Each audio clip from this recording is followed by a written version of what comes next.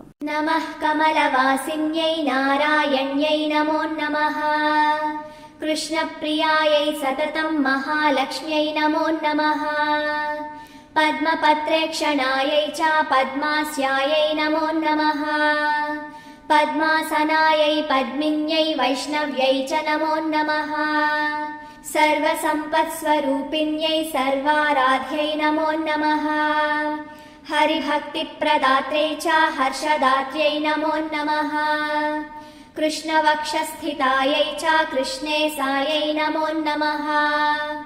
चन्द्रशोभास्वरूपायै रत्नपद्मे च शोभने सम्पत्यधिष्ठातृदेव्यै महादेव्यै नमो नमः। नमो वृद्धिस्वरूपायै वृद्धिदायै नमो नमः।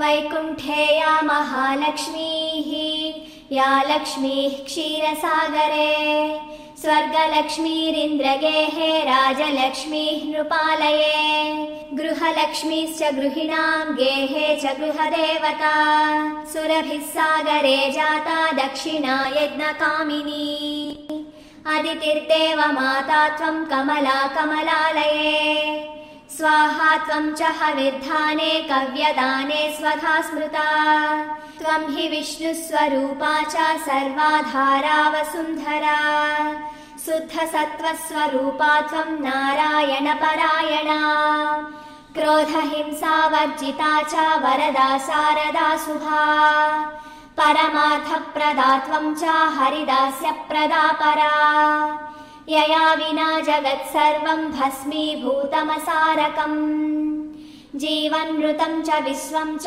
सस्वत्सर्वं यया विना सर्वेषां च परा माता सर्वबान्धवरूपिणी धर्मार्थकाममोक्षाणां त्वं च कारणरूपिणी यथा माता स्तनां धानां शिशूनां शैशवे सदा तथा त्वं सर्वदा माता सर्वेषां सर्वरूपतः मातृहीनस्तनान्धस्तु स च जीवति दैवतः त्वया हीनो जनः कोऽपि न जीवत्येव निश्चितम् सुप्रसन्नस्वरूपा त्वं मां प्रसन्ना भवाम्बिके वैरिग्रस्तं च विषयं देहि मह्यं सनातनी अहं यावत् त्वया हीनः बन्धुहीनश्च भिक्षुकः सर्वसम्पद्विहीनश्च तावदेव हरिप्रिये राज्यं देहि श्रियं देहि बलं देहि सुरेश्वरी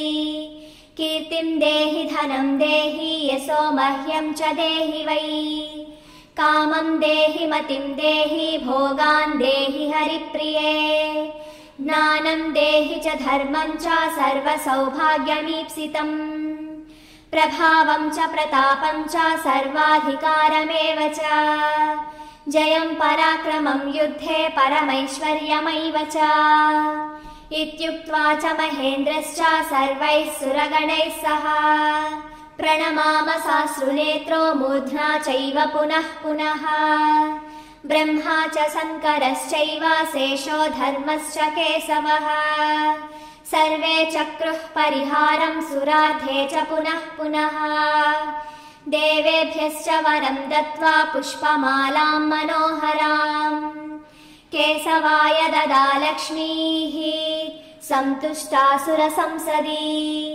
ययुदैवाश्च सन्तुष्टाः स्वं स्वं स्थानं च नारदा देवी ययौ हरेः क्रोडं दृष्टा क्षीरोदसायिनः ययतुश्चय्य स्वगृहं ब्रह्मेशानी च नारदा दत्त्वा सुभाषिषं तौ च देवेभ्यः प्रीतिपूर्वकम् इदं स्तोत्रं महापुण्यं त्रिसन्ध्यं यः पठेन्नरः कुबेरतुल्यः स भवेत् राजराजेश्वरो महान् सिद्धस्तोत्रं यदि पठेत् सोऽपि कल्पतरुर्नरः 5 लक्षजपेनैव स्तोत्रसिद्धिर्भवेन्नृणाम् सिद्धस्तोत्रं यदि पठेन्मासमेकं च संयुतः महासुखी च राजेन्द्रो भविष्यति न संशयः इति श्री इन्द्रकृतलक्ष्मी स्तोत्रम्।